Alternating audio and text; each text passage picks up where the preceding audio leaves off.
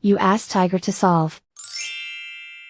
This deals with linear equations with one unknown. The final result is p equals 9. Let's solve it step by step. Swap sides. Group all constants on the right side of the equation. Add 6 to both sides. Simplify the arithmetic.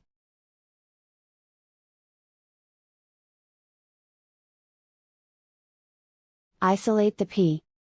Divide both sides by 3. Simplify the fraction.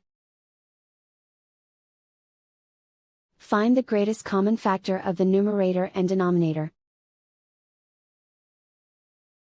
Factor out and cancel the greatest common factor. And so the final result is p equals 9.